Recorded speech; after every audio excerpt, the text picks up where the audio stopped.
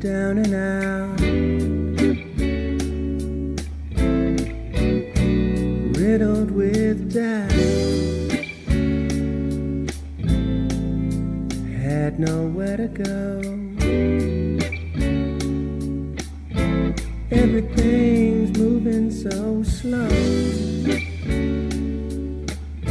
but time's moving too fast. I hope this feeling don't last. Well, I've been away from myself too long.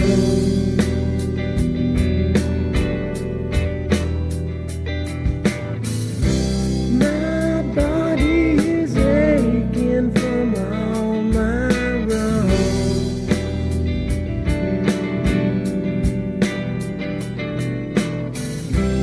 And now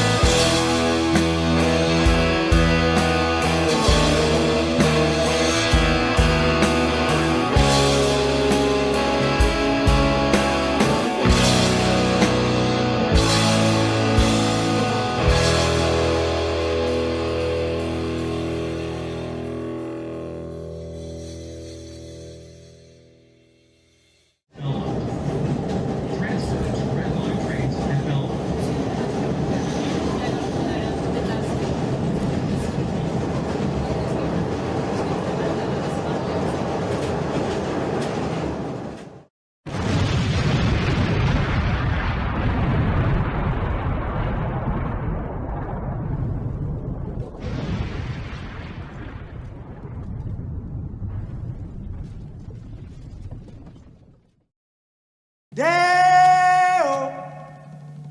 Deo.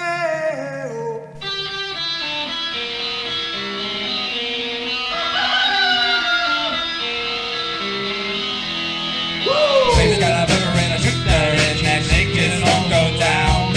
Baby's got a booger and a shooter and that shake it won't go down. Corrosion to her thighs, erosion of her pride. Baby's got a shooter, baby's got corrosion now, corrosion now. Baby's got it.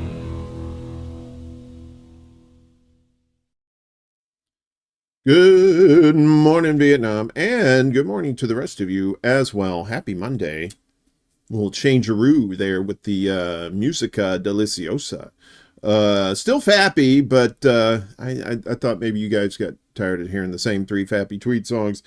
Even though they're good songs, still probably a bit much. So we're mixing it up a little bit, change the background. Let me get a little Chicago morning there. And you may notice this little thing. Who is this little pig right here? What's this?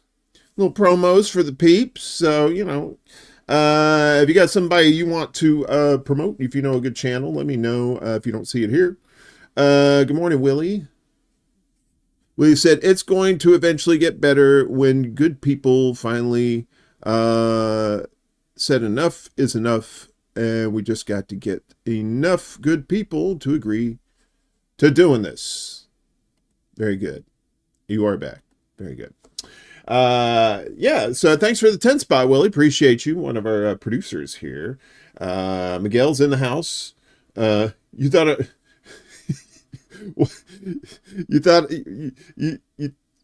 I thought you were going to sing good morning from Singing in the Rain. Good morning. I'm gonna fuck your wife. Good morning to you, and especially her. No, I'm kidding.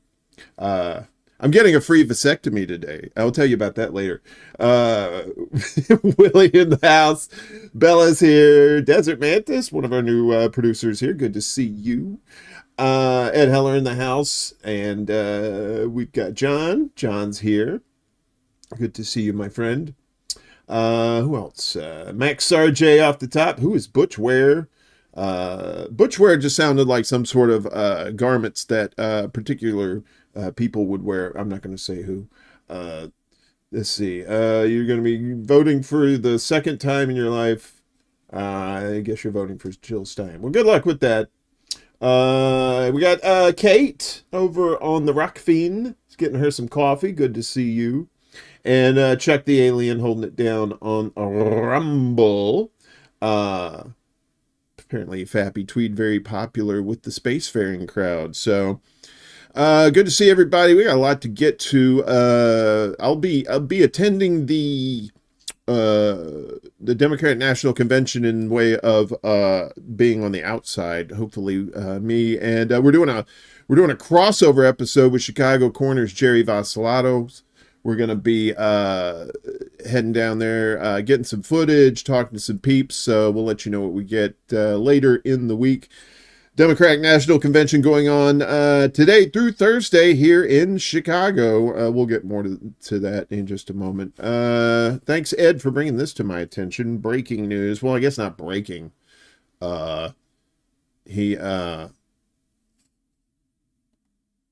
What are you going to get a vasectomy for? You still have raw dog and sex? Well, you never know. You know, you're at a bus station and, you know, you don't have a condom. I'm just saying, you know, I was a Boy Scout. Be prepared. So unfortunately, one of my media heroes has passed away. Phil Donahue, no longer with us. Very sad to hear. And this is from NBC News. Let's get the lowdown from these jokers.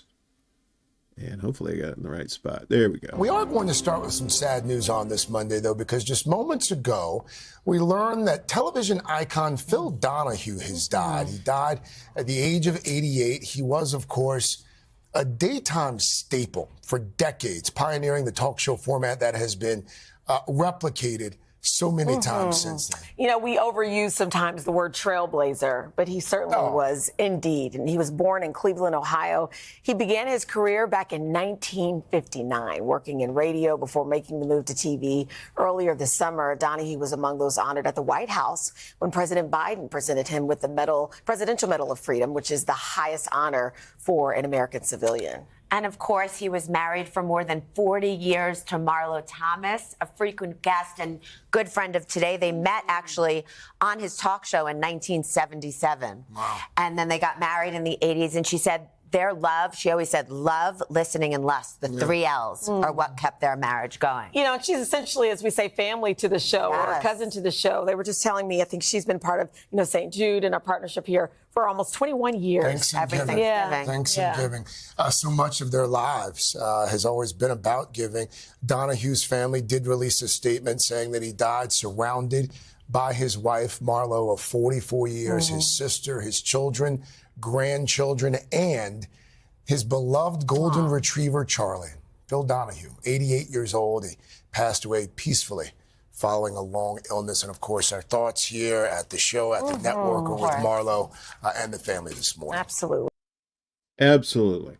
Yeah, so Phil Donahue kind of pioneered the old talking to the audience shtick, right? It was just usually you had like people on shows, like some sort of guests, and they'd talk, and then the host would interview them.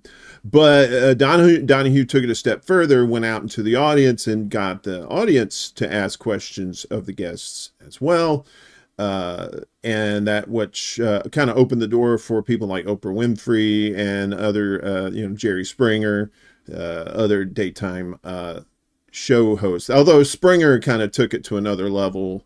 It was pretty much a talk show / WWE wrestling. Some people like that. Right here in Chicago.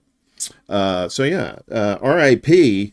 to Phil Donahue. Also, he was on MSNBC back in 2002, but not a big fan of the war that was going on at the time there in Iraq, and made his opinions known. And so in doing so, MSNBC decided time for you to split seats.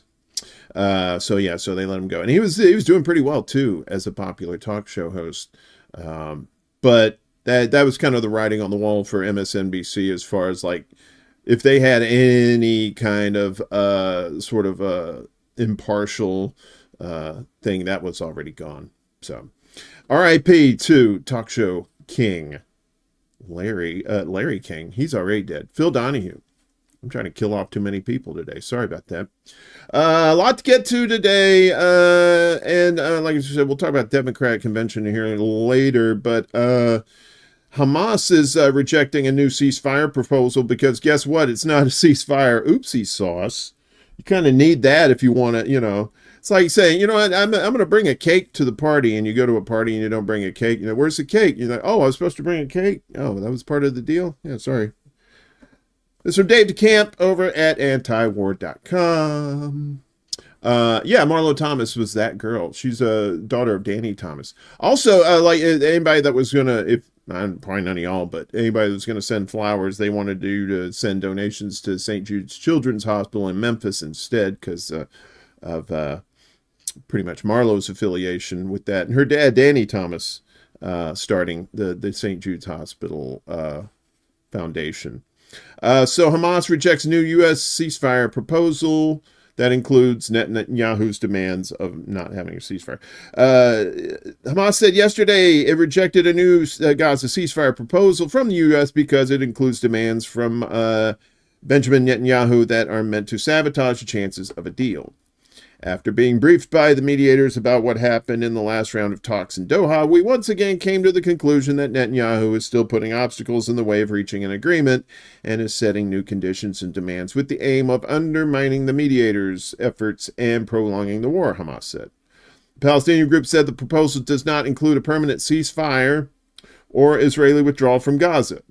So why the fuck would they agree to that, right? It also includes conditions for Israel to maintain control of the Netzarim corridor, a strip of land that separates northern Gaza from the rest of the strip, and the Gaza-Egypt border, known as the Philadelphia corridor. Hamas said the proposal also reverses previous concessions made by Israel regarding the release of Palestinian prisoners. Hamas said Netanyahu is fully responsible for the failure of the mediators' efforts, the obstruction of reaching an agreement, a full responsibility for the lives of his captives, who are exposed to the same danger as our people due to his continued aggression and systemic targeting of all aspects of life in the Gaza Strip.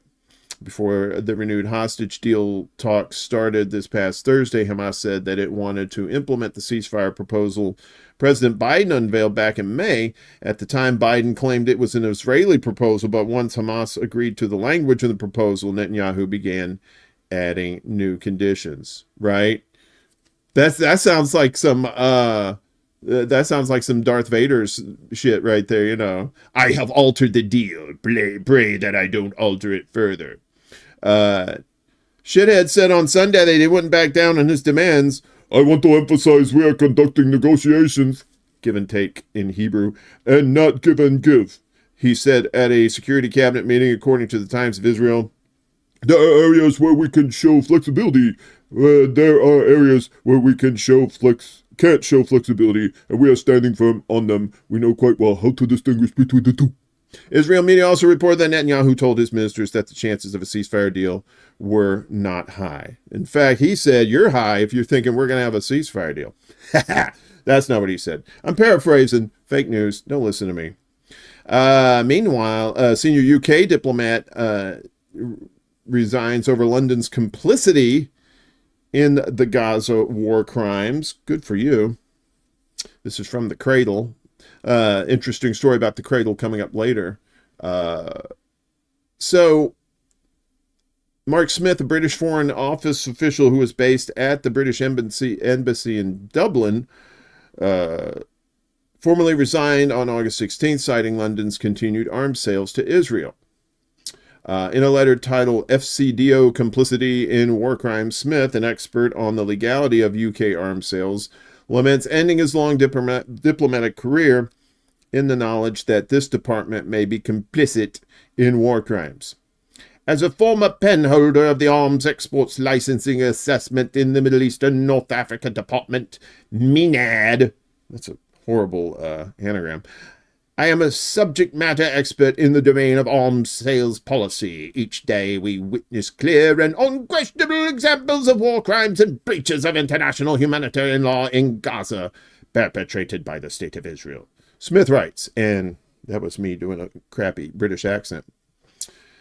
We won't do that anymore. Senior members of the Israeli government and military have expressed open genocidal intent. Israeli soldiers take videos, deliberately burning, destroying, and looting civilian property, and openly admit to the rape and torture of prisoners, the letter continues. He also highlights that Israel's wholesale destruction of Gaza's infrastructure, their continued restrictions on the entry of humanitarian aid, plus attacks on ambulances, schools, and hospitals all constitute war crimes. There's no justification for the UK's continued arms sales to Israel, yet somehow it continues. I've raised this at every level in the organization, including through an official whistleblowing investigation, and received nothing more than, thank you, we have noted your concerns. In proper British, I'm sure. Smith also criticizes UK authorities for misrepresenting London's arms export licensing regimes as robust and transparent, saying, this is the opposite of the truth. Although falling well behind Israel's top suppliers of deadly armament, the U.S. and Germany.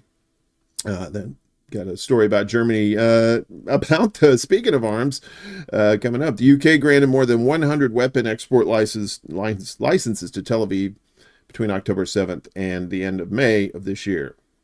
So a lot of people starting to resign from these positions. It's fairly obvious what's going on in Gaza, right? Hey, what's up? Blue Moon Red Wine in the house. What's up, Lucy? Good to see you. I got a special treat for you, Lucy. Email me. I'll email you. I've been working on some stuff for you. Anyway, but we'll talk later. So yeah, everybody knows what's going on over there. And if they don't, they're either stupid or they're just denying everything. I'm pretty sure denial is a lot of people deal with denial in order to not face the truth, because the truth is just so ugly. I'd rather know the truth. I'd rather be depressed, but I'd rather know the truth than not know and just be some person just floating out there.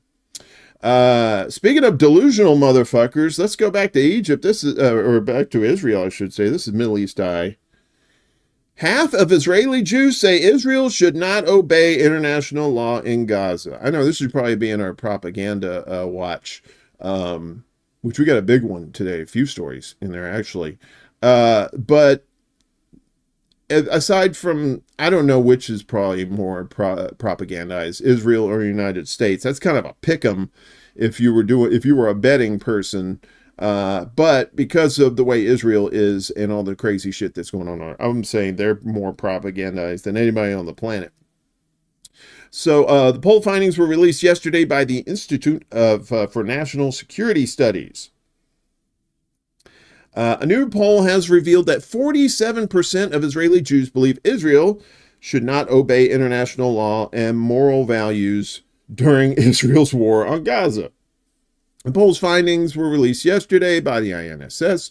It suggested a majority of Israelis believe the prison officials accused of sexually assaulting a Palestinian detainee should not face criminal charges and just be disciplined by the army. Yeah, let the IDF do it. It's just like, like when cops do shit and they're like, yeah, we'll investigate ourselves, as it were. Late last month, 9 Israeli soldiers were arrested for the alleged rape of a Palestinian detained in Sde Timan, a facility in southern Israel's Negev desert. The incident created a backlash in Israel with a far-right mob that included an MP and a minister storming the detention center and a military court in protest against the arrests. 5 of those detained were released to house arrest on Tuesday, pending a potential decision by the army to file indictments. Israeli forces have killed at least 40,000, far more than that, Palestinians in the besieged enclave since October 7th. Yeah, so when you're pretty much forced to drink the Kool-Aid because you got nothing else to drink over there, you're going to believe some crazy shit. Speaking of crazy shit, we got the DNC in town. Democratic National Convention, but the anti-war message is here. There's already protests that started yesterday. As we said, I will be out with Jerry Vassilatos from Chicago Corner. We'll be out and about getting interviews, getting video of what's going on over there. But meanwhile, this is from Al Jazeera. Uncommitted delegates bring Gaza war message to the Democratic Convention. 30 delegates from across the U.S. will represent voters who cast ballots in protest of Democrats' pro-Israel policies. I thought that was a guy from the Blue Man Group. White ballots, white ballots. I know that sounds racist, but it's a camera thing. It started as a last-minute effort in February. Organizers in Michigan hope to use the state's Democratic primary to send a message to President Joe Biden to end his support for Israel's war on Gaza. 6 months later, Biden is no longer the Democratic presidential candidate, but the U.S.'s ironclad support for the war continues, and so has the, quote, uncommitted movement, the protest effort born in Michigan. Initially, the aim was to encourage primary voters across the country to cast their uncommitted ballots in protest of the war.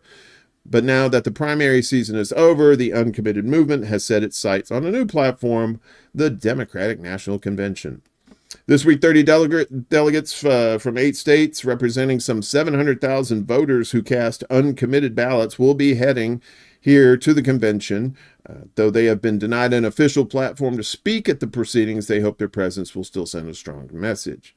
We're the first delegation ever to be representing Palestinian human rights, and I think that's really important. We're a small but mighty group, said Asma Mohabben, who organized for the uncommitted movement in advance of Minnesota's primary. Mohammed acknowledged the uncommitted delegates will be a minority at the convention. Still, she emphasized the voter base they represent could be decisive in November's general election. There's 30 of us, and there's over 4,000 delegates nationally, so we're less than 1% of the delegates. But inside the convention hall, we will be representing the Palestinians that were massacred, representing the almost million voters nationwide who said that they want a ceasefire right now and that they want an arms embargo. The group had requested for Dr. Tanya Haj Hassan, a pediatric intensive care physician who has worked in Gaza, to speak at the convention. Their appeal was denied, Mohammed said. Still, the delegates under the banner of the Uncommitted National Movement will hold a program of events on the sidelines of the convention. There, they will meet with various caucuses and seek to rally other delegates, pledged to Kamala Harris, the new Democratic nominee for president. And as I said, we're going to try to get some interviews with some of the folks out there, and hopefully we'll run into the Uncommitted crew as well and get their response to what's going on right now. Meanwhile, back in Israel, they keep bombing. Bomb, Gaza. I know that doesn't rhyme. Sorry. Israeli airstrikes kill more than a dozen in South Lebanon. At least 13 people, including a mother and her 2 children, were massacred in an Israeli airstrike in the Nabata governorate in southern Lebanon early on August 17th. That's Saturday, while 5 more were injured. The Lebanese Ministry of Health reported that the casualties and injuries resulted from an air raid carried out by Israeli fighter jets on the Wadi al-Kafur village in Nabata region. Butchering those names, apologies. Lebanon's national news agency reported that the strike targeted a cement factory and that most of the victims were Syrian refugees and workers. The killings came as Israel conducted reconnaissance and drone flights across southern Lebanon, most notably over the cities and villages of Tyre, Basra, and Kadmas. Fear of an all-out war between Israel and Hezbollah that could reach both Tel Aviv and Beirut remains high. And yeah, so of course the killings continue. And, you know, our leaders like, well, I sure wish that killing would stop. I'm like, well, maybe if you stop giving them fucking weapons, I don't know, you know, I'm no rocket dentist, but I'm pretty sure you stop sending them bombs, they quit the bomb shit. And as a result, some of these bombings, Lebanon was out of power, mostly because they ran out of energy, right? This is from RT. So all essential facilities are down after a fuel shortage shut down the country's last power plant. Lebanon's last operational power plant has run out of fuel, plunging the country into a total blackout. EDL, the Lebanese state energy company, said that the power cut will affect airports, water supplies, and prisons. The oil-fired Zahrani power plant exhausted its fuel supplies and shut down on Saturday afternoon, resulting in a total power outage across all Lebanese territories. Électricité du Liban said in a statement. Is that French? It sounds French. The outage will affect essential facilities such as the airport, port, water pumps, sewage systems, and prisons, the company continued, adding that power will gradually be restored once fuel oil is secured. Wow. And good news to them, because Algeria is stepping up to supply Lebanon with fuel for the power stations. Algeria will immediately begin supplying Lebanon with fuel for its power plants. Algerian state radio said in a statement yesterday, after Lebanon's electricity company said the day before its supplies were exhausted. Lebanon has not had round-the-clock power since the 1990s, and cash transfers to Lebanon's state electricity company, EDL, to cover chronic losses have contributed tens of billions of dollars to the country's huge public debt. EDL on Saturday announced a complete nationwide power outage, as we just reported. It said the power supply would resume gradually once these fuel supplies were secured, either through a swap agreement with Iraq or through Algeria. The Algerian state radio statement did not give any detail on it, but good news for Lebanon. Get you some electricity. That sucks. You've been without power. You know what it's like, but to have it off and on for 30 years, yikes. Delicious. So they're sending, they're going to be sending oil, but somebody is telling Israel to go fuck themselves when it comes to coal. Colombia, you may know Colombia for such treats as coffee, cocaine, and great football. They have coal too, but they said, you know what, no dice, precious, not for you, genocider. Hamas commends Colombia's ban on coal exports to Israel. And this is the Presidente of Colombia, Gustavo Petro. Palestinian resistance group Hamas praised Colombia for imposing a ban on coal exports to Israel amid its genocide on Gaza, urging the international community to sever ties with the regime. We call on all countries to sever their relations with this fascist entity and to work by all means to boycott, isolate, impose sanctions on it, and prosecute its leaders as war criminals before international courts, Hamas said in a statement issued on Monday. Hamas also hailed Colombian President Gustavo Petro's statement highlighting his country's coal was being used to create bombs and murder Palestinian children. Petro imposed the coal ban on Israel after signing a decree on Sunday, which will go into effect 3 days after the document was published. The movement expressed its appreciation for the Latin American country's condemnation of the occupation's 10-month genocide in Gaza and its cutting off diplomatic relations with Israel in May, right? So you're starting to see more and more of these countries basically saying, you know, we're not having any more of it. And that's the thing, what is it, BDS, boycott, divest, sanction. That's the only way. You take away people's money. That's the only way that you can, you know, change things, right? Like here in America, you think you're going to vote your way out of shit? Nah, shut that shit down. And then people will listen to you. But what do I know? I'm just an old fart that's been around for a while. Meanwhile, the U.S.-Israeli spy network confessions expose American role in destabilizing Yemen. Wow, there's a shock. United States fucking around with somebody? Nah, that's I can't believe that. A new report has revealed that the United States has been seeking to fragment Yemen geographically, sow division, and create instability in the Arab country following the release of new confessions from members of a U.S.-Israeli spy network, which was dismantled in the capital Sana'a in June. Al-Mayadeen, citing an unnamed Yemeni source, reported on Saturday that the confessions exposed, quote, American conspiracies on the political level through reproducing crises and escalating them in Yemen. The source went on to say that the confessions revealed that Washington turned the previous Yemeni government into a puppet under its control and manipulated political affairs to serve U.S. interests. According to the source, the spy network exposed the U.S. conspiratorial role against the 2011 revolution, admitting that Washington aimed to undermine the Yemeni national dialogue to push through its dangerous agenda of restructuring Yemen's state and constitution. The source further stressed that if it were not for the role of the Ansarallah resistance movement, Yemen would be in a much worse situation today. The Houthis, that is. The confessions also revealed that Washington was behind Saudi Arabia's aggression against Yemen in March 2015, which killed over 150,000 people, mostly civilians, and created one of the world's worst humanitarian disasters, the effects of which are still visible and vivid. Right? So, and it's really, there's still people out there who are like, nah, U.S. doesn't fuck with people. Why would they fuck with people? It's called colonialism. It's called national interests. It's called stealing resources. Whatever you pick your poison. That's what the U.S. does, because they sure as fuck ain't bringing democracy. And if that's what democracy is, yeah, you don't want that democracy.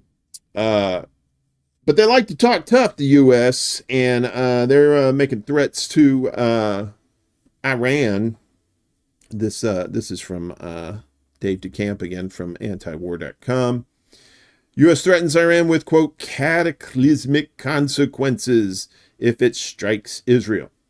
And there was a I think I didn't report this, but there was a potential suicide bomber in Tel Aviv. There was one person killed. I don't think anybody else was hurt. So, but if any more comes out about that, any more details, we'll have it on Wednesday.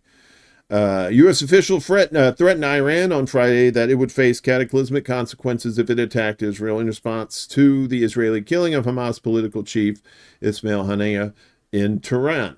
A senior U.S. official told AFP that the U.S., quote, would encourage the Iranians, and I know many are, not to move down that road because the consequences could be quite cataclysmic, particularly for Iran.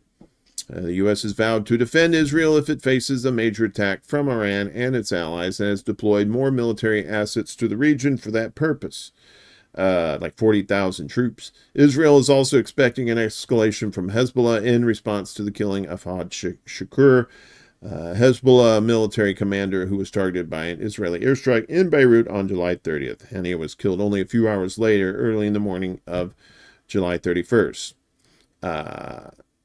It said, according to a report from the New York Times, Iran is expected to delay its reprisal attack to allow Gaza ceasefire negotiations to make progress. Also, psychological warfare, too. That's the added bonus. The report said Israel now believes the attack is not imminent and will take place at a later date. Yeah, keep thinking that. And then all of a sudden, boom, all your shit's fucked. As they said in Idiocracy. Your shit's fucked up. I don't know how many history buffs are out there. Hey, Game.film, what's going on? Good morning and good Monday to you too as well. Back in the day, before there was the Shah of Iran, actually Iran had like democracy. It was like a lot of the Middle East countries over there. But of course, U.S. can't have that. So, because the guy didn't want to play ball, he nationalized the oil, and we installed the Shah of Iran. And well, 79, you had the Iran hostages who were taken at the embassy, and we were forced to get the fuck out of Dodge. Well, Iran court holds its first trial session over the U.S. orchestrated 1953 coup. Yeah, so that was like 70 years ago. An Iranian court has begun the trial of the U.S. administration and its officials over the 1953 coup against the democratically elected government of Prime Minister Mohammad Mossadegh. Mossadegh? I think that's him. The first session of the trial was held at the 55th branch of the court dealing with international affairs in Tehran's Imam Khomeini judicial complex yesterday on the occasion of the 71st anniversary of the coup. The court will hear a lawsuit filed by some 402,000 Iranians against 6 American natural persons and legal entities over their role in the ousting of Mossadegh that consolidated the rule of the pro-Western monarch Mohammad Reza Pahlavi, a.k.a. the Shah of Iran, until the 1979 Islamic Revolution. Lawyer Shami Agdam, representing the defendants, said documents show the U.S. spy agency CIA, with the help of its British counterpart MI6, planned the coup by using internal and external agents against the legitimate government of Iran on August 19, 1953. So that's 71 years ago today. Washington and London, it added, designed the military coup through violating international principles and rules. Wow, there's a shock. And interfering in the internal affairs of Iran, intending to maintain their influence and power in the government, securing their interests, and looting the country's property. It added that the coup was perpetrated by military and political figures affiliated with the U.S. and the U.K. governments, as well as thugs. Well, kind of the same thing. In fact, the coup marked the beginning of the U.S.'s complete domination over Iran to make it more dependent than before and prevent its independence and progress. The domination lasted for more than 25 years and inflicted costs as well as material and spiritual damage on the country and the nation. Yeah, that's when they had their... what is they call it? Their religious kind of rising up. Also on Sunday, Iran's foreign ministry spokesman Nasser Kanani said in an Twitter post, I'm not calling it X, that the overthrow of the Mossad government and political security and military support for the tyranny will always remain a disgrace to the U.S. and the UK regimes. Slavery, colonialism, coups, and military interventions in other countries are only part of the dark and shameful history of the US and UK meddling in the world's affairs. That's right. The United States built on the backs of slavery. They'll say it's capitalism. Nah, it's not capitalism when you got people working for free. That's called slavery. Let's see. Meanwhile, in Ukraine, of course, Ukraine and their Kursk offensive was partially derailed in ceasefire talks. Hey, what's up, Prop? Good to see you. Yeah, I'll never be X. Fuck it. It's always Twitter. Report, Ukraine's Kursk offensive derailed partial ceasefire talks. Ukraine and Russia were set to hold talks in Qatar on an agreement to stop targeting energy infrastructure, but they have been postponed. Ukraine's offensive into Russia's Kursk Oblast has derailed planned indirect negotiations between Russia and Ukraine. Officials that could have resulted in a partial ceasefire. That was from the Washington Post on Saturday. The two sides were scheduled to send officials to Qatar for negotiations on an agreement that would halt strikes on energy and power infrastructure on both sides. Qatari officials would have acted as mediators instead of having the Russian and Ukrainian negotiators meet directly. An unnamed diplomat told the Post that Russia postponed the talks after Ukraine launched its invasion of Kursk on August 6. The diplomat said the talks weren't called off altogether, saying the Russians didn't call off the talks. They said, give us time. However, publicly, Russian officials are now ruling out the idea of talks with Ukraine, citing attacks on civilians in Kursk.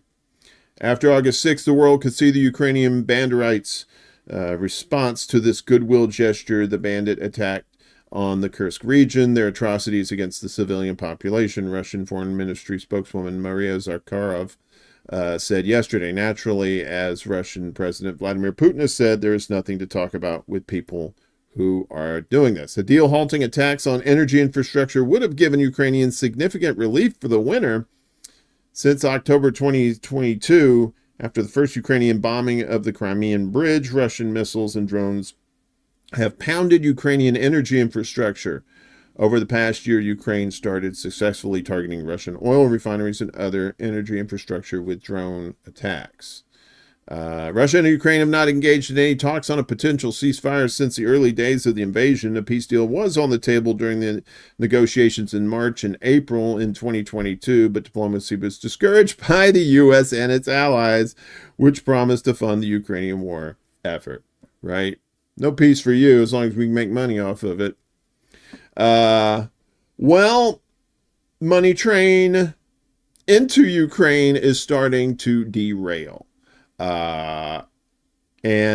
Germany, one of the biggest funders of Ukraine in this Nazi adventure, Germany involved in a Nazi adventure. Who'd have thunk it? Well, they've said more money. Here's a number for you. 9. That's a German joke. 9 means no.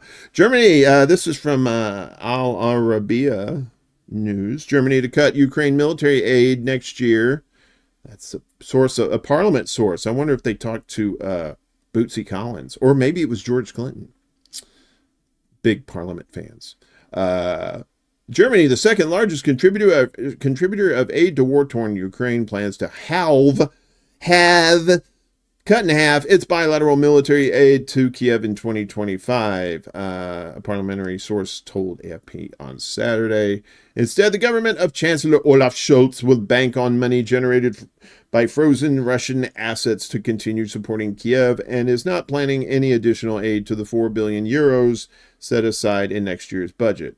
This year, aid from Berlin amounted to 8 billion euros. To compensate, Germany is counting on the, quote, the creation within the framework of the G7 and the European Union of a financial instrument using frozen Russian assets, said a separate source from inside the finance ministry.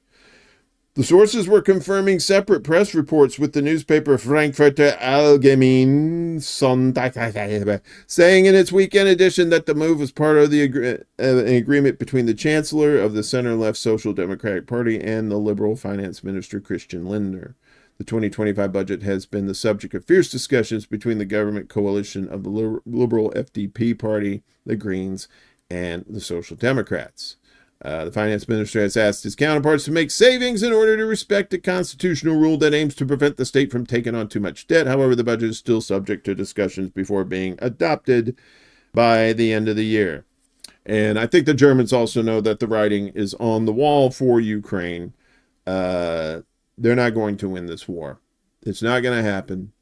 And, so why throw good money after bad, as they say, right? But as long as they're still bombing, they need bombs, and the United States is more than happy to provide those. But one thing that Ukraine needs to worry about also, I don't know if you remember back in the 80s, this little spot called Chernobyl. It's a nuclear meltdown that happened, and they encased the thing in like this dome of giant concrete, and it's the area is inhabitable for like 10,000 years. Well, an ex-U.S. Army officer has said Ukraine could be on the verge of having another Chernobyl if they don't watch out. So, a meltdown at the Kursk nuclear power plant will make the region uninhabitable. Stanislav Krapivnik, that's an unfortunate last name, has warned. Ukraine's armed forces could cause a nuclear disaster that would affect most of Europe if they strike the Kursk national nuclear power plant. A former U.S. Army officer, Krapnik, I know that's not his last name, but I'm calling him Krapnik, has warned. In an interview with RT on Saturday, Krapnik discussed the difference between a dirty bomb and a nuclear bomb, explaining that while a dirty bomb does have the critical mass or does not have the critical mass or enriched material, it could cause large-scale contamination if it hits nuclear waste. If the coolant system in an active plant is targeted, it would cause a, quote, nuclear meltdown, which could lead to an incident similar to Fukushima or Chernobyl, he added. Such an event would impact most of Europe, especially at this time of year when the wind blows northwest.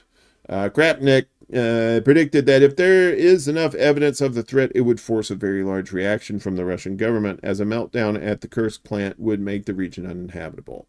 And the fallout is going to go straight to the northwest into Europe, he said, adding, it's going to hit the Poles, the Germans, the Danes, the Scandinavian countries, right into the UK. But apparently the leadership of those nations really doesn't give a damn. On Friday, Russian military journalist Murat Karulin reported, citing sources, that Kiev is preparing to detonate a dirty atomic bomb targeting nuclear waste at either Russia's Zaporozhye NPP or the Kursk NPP, while the nuclear plant in Zaporozhye, the largest such facility in Europe, has been shut down. The plant in Kursk regional is operational. So why worry about nuclear war when you can just blow up some nuclear power plants? Right? Seems good. This is a story I've been kind of following, but it terrible story over in India, and this is from what is this, Al Mayadeen? Yeah, this is from Al Mayadeen. I don't know if you guys have been watching this or not. Indian medics launched statewide strikes following fellow's rape and murder. Right, so. Hospitals across India have been forced to turn away patients as doctors protest the murder and rape of a trainee at her workplace. This is all across the country, too. Indian doctors and medical professionals' 24-hour shutdown protest after a trainee doctor was gang raped and murdered in the eastern city of Kolkata in western Bengal forced hospitals and medical clinics to start turning away non-emergency patients. Over 1 million doctors were expected to participate in the protest, disabling medical services across the country. The strike, according to the Indian Medical Association, blocked access to elective medical procedures and outpatient consultations, prompting faculty, staff, from medical colleges to be on call for emergency cases. Last week, a student doctor was raped and murdered at her workplace at RG Carr Medical College, triggering nationwide protests and increased calls for the protection of women in the country. Mamata Banerjee, the chief minister of West Bengal, backed the strikes and demanded a rapid investigation that would harshly prosecute the criminals. Yeah, so horrible thing to happen in India, and I hope there's some justice for them as well. And they're trying to protect women in the UK too, but I don't know about this. This seems a bit over the top. Hey, Bella, good to see you. I don't know if I shouted you out earlier. I meant to shout you out. So, and Dee, good to see you too. So the UK, being the UK and copying their crazy cousins across the pond, loves some sort form of censorship, throwing the baby out with the bathwater, as it were. UK to treat extreme misogyny as terrorism.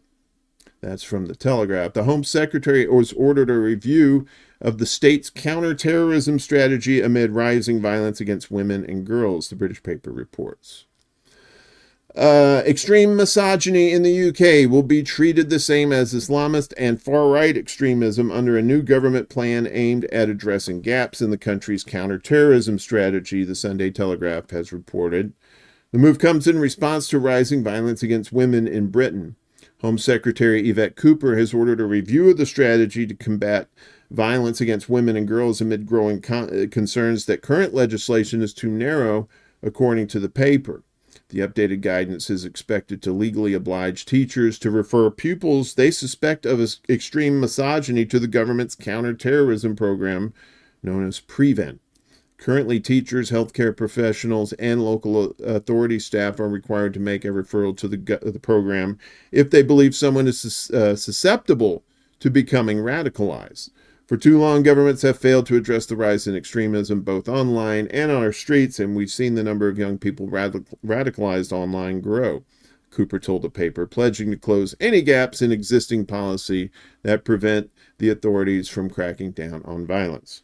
The comprehensive review of the Prevent program, which is expected to be completed as soon as this autumn or fall, I'm going to be fancy, call it autumn, will focus on developing an updated strategic approach that involves close collaboration between the government and communities. The measure comes as part of a new counter-extremism strategy that the Home Office expects to unveil by next year. Yeah, so extreme misogyny, I don't even know what that is, right? I mean, is that just, violence is pretty obvious, but extreme misogyny, I'm not quite sure how that works out. Back here in our neck of the woods, it was Tropical Storm Ernesto, then it was Hurricane Ernesto, then I think it dropped back down to a tropical storm. And, well, he's back, but he's heading up the East Coast and causing some riptide currents along the United States. Says from the AP. Ernesto regains hurricane strength, sends powerful swells, dangerous rip currents to the U.S. East Coast.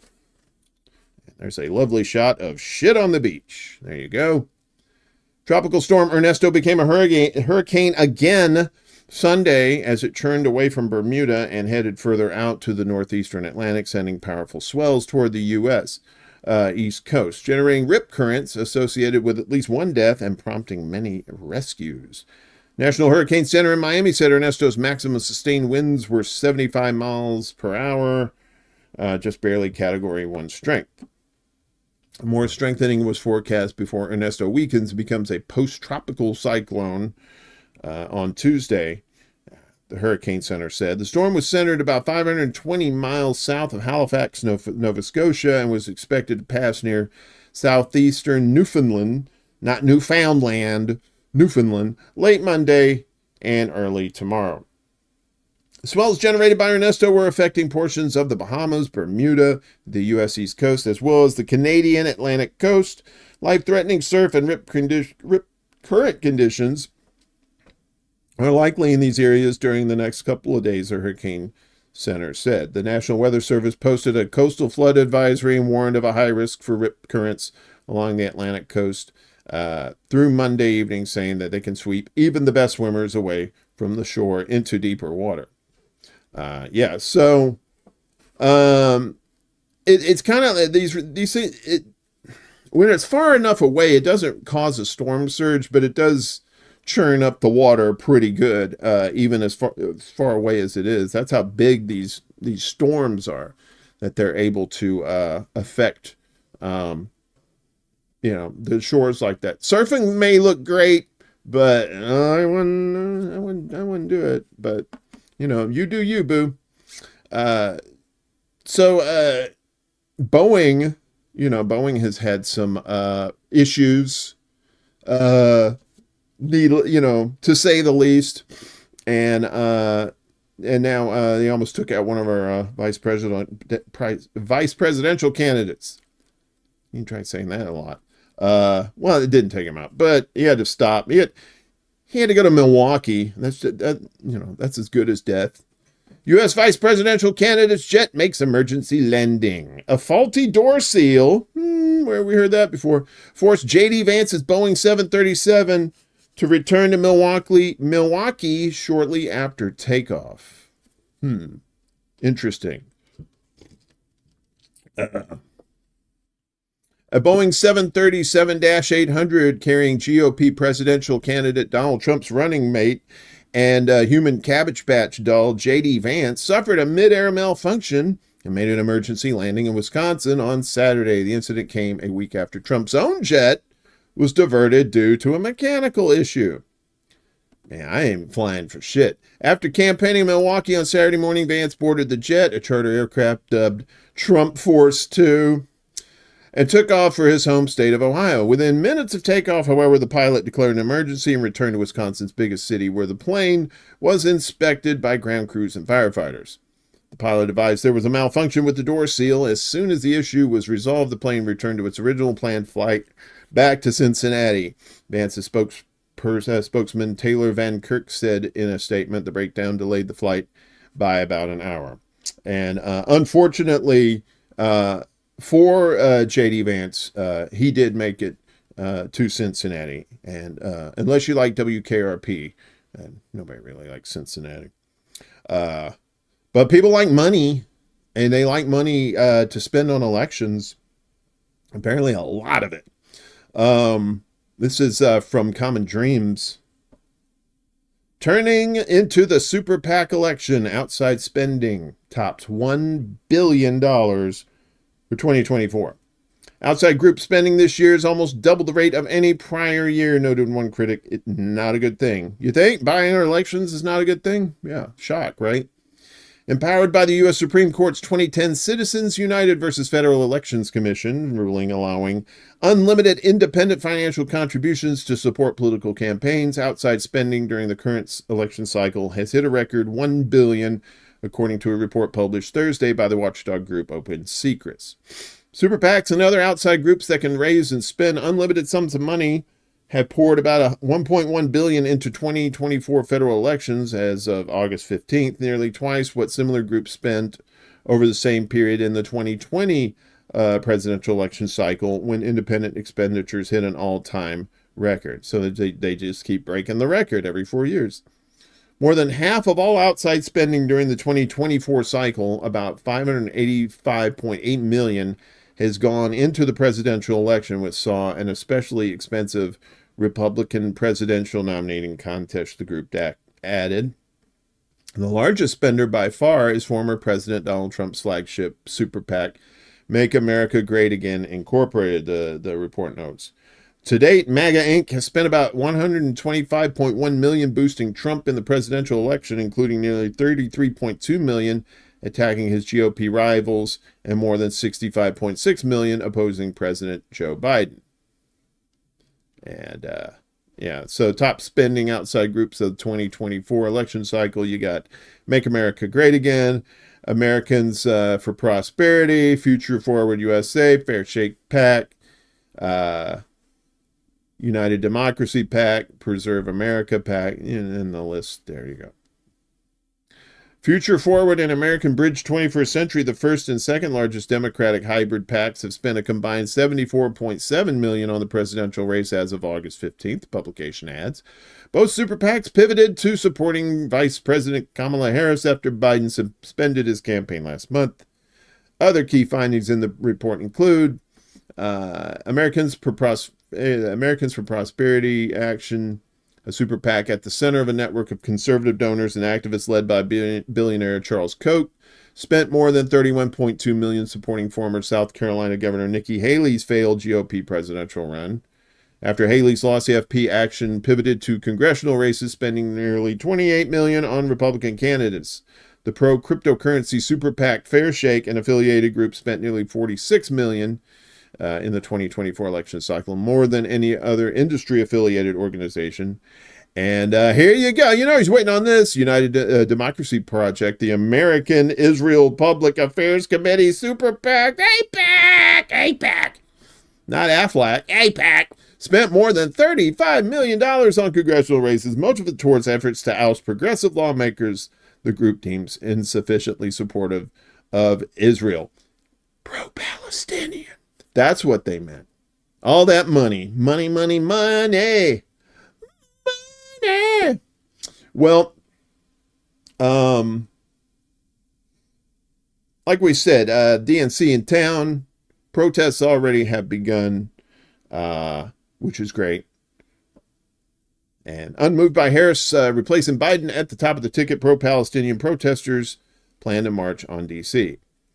Organizers expect tens of thousands to attend marches and protests here in Chicago. Pro-Palestinian voices both inside and outside the Democratic National Convention plan to make sure their complaints are heard at this week's gathering in Chicago, starting with a major march today. In addition to the tens of thousands who plan to protest near the site, 30 delegates, like you said, elected to represent the uncommitted movement, will be inside the convention advocating an anti-war agenda. They won't endorse Harris without assurances that her administration will embrace an arms embargo on Israel. In other words, they will not be endorsing Kamala Harris. So, according to a source familiar with the matter, Harris-Walt's campaign manager Julia Chavez Rodriguez, as well as other top campaign officials, met with local Arab American and Jewish American leaders in Michigan this past week, including Deputy Wayne County Executive Assad Turf. He described the meetings as incredibly productive, noting that these meetings underscored the Harris team's commitment to ensuring that our community has a meaningful seat at the table, blah, blah, blah. March on DNC, the group leading multiple organizations in the protest, said has not been swayed by VP Kamala Harris's rise to the top of the ticket. The group, which adamantly disagreed with Joe Biden's handling of the U.S. response to the war against Hamas in Gaza and the deaths of Palestinian civilians, see Harris and Biden's rhetoric as one in the same. Yeah, that's right, because they're both fucking Democrats. But you know what? If you want an abortion and you're in Chicago and you're like, me, I can't afford an abortion. Or guys, if you're looking for a little tubes tied, snip, want that compound V vasectomy, all is provided at the Democratic National Convention. What? Free abortions fully booked at Democratic Convention. Planned Parenthood, a U.S. nonprofit organization, will perform the procedures on a bus outside the event. That's the abortion clinic right there, right? Traveling around the country, yeah. A mobile clinic offering free abortions and vasectomies outside the Democratic National Convention in Chicago was fully booked out even before the event got underway, organizers have announced. Conservatives have mocked the party for, quote, neutering its voters. I know exactly. The fuck? Planned Parenthood, the U.S.'s largest provider of abortions, declared on Wednesday that it would be sending a mobile clinic to Chicago for the DNC on Monday and Tuesday. Parked outside the convention, the clinic will offer free vasectomies and medication abortions. The organization announced on Twitter, adding that there would be a waiting list for vasectomies, you think? Rubber's expensive. On Sunday, the day before the convention is set to begin, Planned Parenthood announced all free vasectomy and medication abortions are filled. Conservative pundits and social media users ridiculed the idea of parking an abortion bus at the DNC. Instead of the magic school bus, it's the magic abortion and vasectomy bus. The average Democrat man is vaxxed and rendered infertile via Planned Parenthood abortion food truck. The Colombia Bugle, a right-wing news account, tweeted, Democrats busy deleting their next generation from existence. Conservative writer Peachy Keenan, that's not a real name, Peachy Keenan. Adding, okay. See, that's just fake news. Anybody saying Peachy Keeney, that's not a real name. That's not a real name. So yeah, and as I said, me and myself and Jerry Vassilatos will be out there getting video, getting some interviews, and who knows what's going to happen. I get my Kevlar from the cleaners. I'm in good shape. So,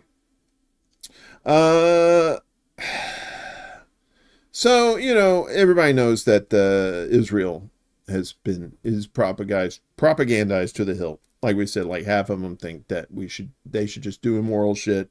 It doesn't matter. Rick, what's going on, buddy? Good to see you. Yeah.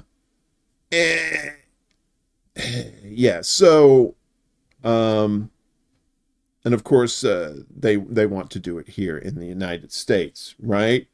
Because they got to keep their bitch in line. The sharing of biased and false news has become all too common on social media. More alarming, some media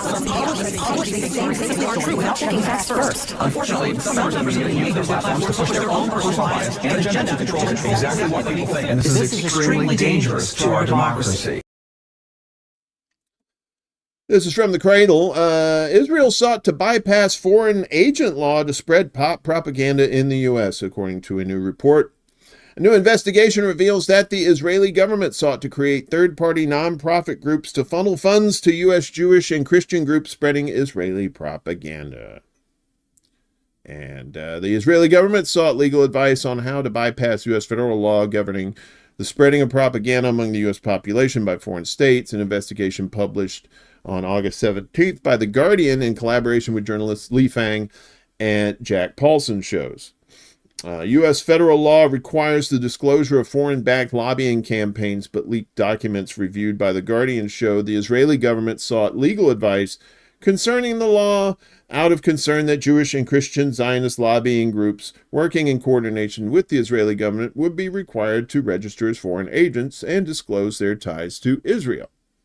The documents, which include emails and legal memos originating from a hack of the Israeli Justice Ministry, show that Israeli officials propose creating a new U.S. nonprofit in order to continue Israel's activities in the U.S. while avoiding scrutiny under the law. Fang and Paulson wrote a legal strategy memo dated July 2018, noted that compliance with the Foreign Agents Registration Act would damage the reputation of several American groups that receive funding and direction from Israel and force them to meet onerous transparency requirements. A separate memo noted that donors would not want to fund groups registered under FARA. The memo says that Israeli government was worried about FARA because it compels registrants to, quote, flag any piece of propaganda that is distributed to two or more parties in the U.S. with a disclaimer stating that it was delivered by a foreign agent, and then submit a copy of the propaganda to the U.S. Department of Justice within 48 hours. To prevent FARA registration and the stigma and scrutiny associated with it, the legal advisor suggested channeling funds through a third-party U.S. nonprofit. Liat Glazer, a legal advisor to Israel's Ministry of Strategic Affairs, wrote that even though the new U.S. nonprofit would not be formally managed from Israel, we will have means of supervision and management through grant making and informal coordination mechanisms such as oral meetings, giggity, and updates. The Israeli government sought legal advice from Sandler Reef, a prominent election and campaign law firm in Washington, D.C., Joseph E. Sandler, the former in-house general counsel to the Democratic National Committee, and Joshua I. Rosenstein, a widely cited expert on FARA, provided the legal advice on behalf of the firm. The Israeli government was specifically concerned that a U.S.-based nonprofit, Kayla Shlomo, which translates to Solomon Sling, would be forced to register under FAIR. The group was formed in 2017 by Israel's Ministry of Strategic Affairs to distribute Israeli propaganda. Rebranded as Concert in 2018 and Voices of Israel in 2021. What a chameleon. The group focused on undermining the BDS movement, which leads boycott, divestment, and sanctions campaigns against Israel in protest of its illegal occupation of Palestine and apartheid laws. The emails and documents were released by Distributed Denial of Secrets, or DDO Secrets, a U.S.-based nonprofit. The documents were obtained by Anonymous for Justice, a self-described hacktivist collective that announced in April that it had infiltrated Israel's Ministry of Justice and received hundreds of gigabytes of data. But you don't need, propaganda is one thing, just out and out, just telling lies. Censorship is another form of propaganda too, right? And so the Cradle, one of our sources here on the show, is being banned by Meta. And so Meta permanently bans the Cradle in latest attack on free speech. The social media giant has singled out an independent West Asian media outlet, the Cradle, as it intensifies its crackdown on Palestinian and regional voices both on its platforms and among its employees. On Friday, Facebook and Instagram parent company Meta permanently banned the Cradle from its social media platforms for allegedly violating community guidelines. Not that Facebook ever tells you what the violation is. They just tell you that you violated community guidelines, and that's it. By praising terrorist organizations and engaging in incitement to violence. Hey, Choosy, good to see you. No one could see or find your account. You can't use it. All your information will be permanently deleted, reads the message accompanying the ban on Instagram, where the Cradle has surpassed 107,000 followers and amassed millions of views. You cannot request another review of this decision, the message ends, despite the fact that the ban came with little warning or any chance for review. Yes, typical Facebook Meta MO. The Cradle is an independent journalist-owned news website that covers the geopolitics of West Asia and from a West Asian perspective. Since 2021, the publication has made a name for itself by covering regional developments with the kind of breadth and depth and nuance that often go missing in mainstream corporate media. Well, the Cradle, this is a Cradle article, of course they're going to say that. Meta's accusations of praising terrorist organizations engaging in incitement to violence largely stem from posts and videos that relay information or quotes from West Asian resistant movements like Hamas, Hezbollah, and Ansarallah, who are an essential part of the news stories unfolding in a region on the precipice of major war. And that's why we use these outside sources like this too. Sometimes I'll use, domestic sources, but a lot of times you get a much fresher perspective from these outlets outside the United States, and you get a much better picture of what's actually going on, because the mainstream media here, as we all know, is bought and paid for. So you're not going to get you're gonna get more propaganda than you will news. So and now Elon Musk is shutting down Twitter in Brazil amid a bitter legal fight. So this from Al Jazeera. Social media giant Twitter has announced it will shutter its operations in Brazil following a legal tussle with a top Brazilian judge over the platform's rights and responsibilities to counter disinformation. The platform, previously known as Twitter, and still called Twitter, said on Saturday the shutdown was effective immediately, but that Brazilian users would still have access to it, which is kind of weird. We're deeply saddened that we have been forced to make this decision, the company said, adding that responsibility for the decision lies solely with Brazilian Supreme Court Judge Alexandre de Moraes. Hope I pronounced that last name right. The move is the apparent culmination of a continuing legal battle between Moraes, who has said he is trying to fight the spread of disinformation online, and Elon Musk, the billionaire owner and human thumb of Twitter. Earlier this year, Moraes ordered Twitter to block certain accounts accused of spreading false news and hate messages, including some belonging to supporters of Brazil's former far-right president, Jair Bolsonaro. Bolsonaro repeatedly peddled false claims that Brazil's electronic voting system was vulnerable to fraud before a tightly contested 2022 election. Months after he was defeated by left-wing President Luiz Inácio Lula da Silva, or just known as Lula, a mob of Bolsonaro supporters stormed the top state institutions in the South American country in anger over the results. That sound familiar, Venezuela? Freedom of expression doesn't mean freedom of aggression, Moraes said, who presides over Brazil's superior electoral tribunal. It doesn't mean the freedom to defend tyranny. And this is Elon saying, due to demands by justice in Brazil that would require us to break in Brazilian, Argentinian, American, and international law, X has no choice but to close our local operations in Brazil. He is an utter disgrace to justice. All right. So that's that from that jackass. What'd you say, Miss Miguel? There's going to be a blue moon tonight? No, not Lucy. It's going to be you know what it is? It's when Clark Kent takes his pants off. What do you get? You get a supermoon, giggity. You get a supermoon. August supermoon. This is our last story. End it with a moon story, because space is fun. August supermoon kicks off 4 months of lunar spectacles.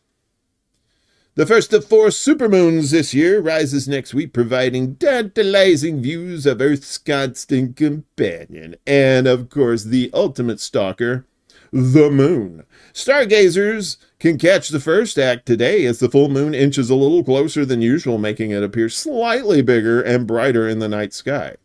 That's what some women have said about my penis. It's we'll get a little closer and then it appears slightly bigger. I like to think of the supermoon as a good excuse to start looking at the moon more regular, said Noah Petro, a project scientist at NASA's Lunar Reconnaissance Orbiter. August supermoon kicks off a string of lunar spectacles.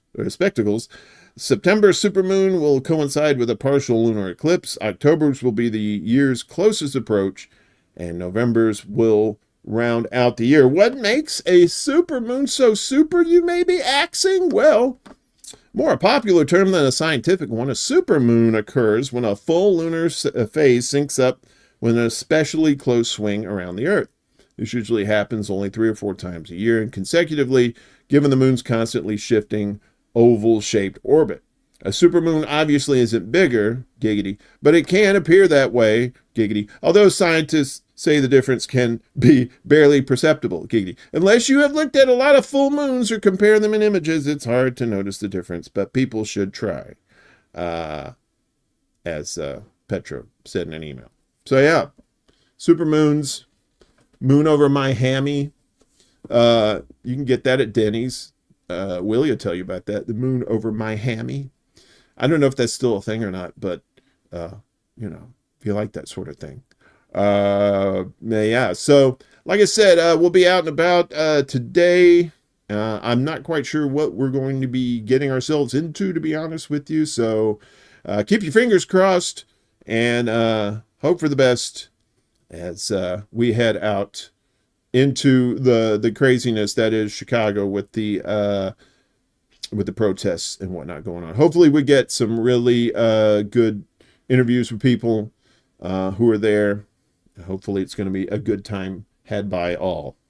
It probably won't be, but I think you have to throw that in just to say a good time is had by all. Well, everybody was murdered. Well, I guess not everybody had a good time. I just want to thank everybody for being here on YouTube, Rockfin, and Rumble. Appreciate all of y'all. We will be back on Wednesday, same bat time, same bat channel. And make sure you're checking out these folks here. Check out their channels, like, share, and subscribe. Do the same for this one too if you want. If you want to become a Patreon member, you do like $1 a month. It's $12 a year. Helps out the channel. Every little bit helps.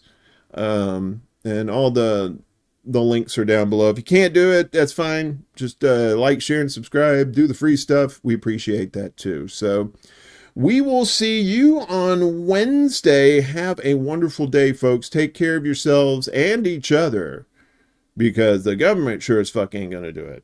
And stay out of those goddamn cults. I swear to God, the cults are gonna get you every time. Use your critical thinking skills. You got them, you big old hunk of love. This is City Alpha 5! Woo!